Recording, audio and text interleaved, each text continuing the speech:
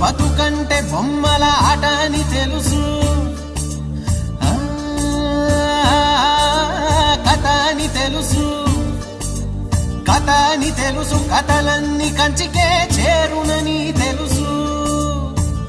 తెలుసు తెర తొలుగుతుందని, తెలుసు తెల్లారుతుందని, తెలుసు ఈ కట్టె పుట్టుకుమంటదని, తెలుసు ఈ మట్టి మట్టిలో కలిసిపోతదని. ఇన్ని తెలిసి ఇరకాటంలో పడిపోతావు ఎందుకని? మాయ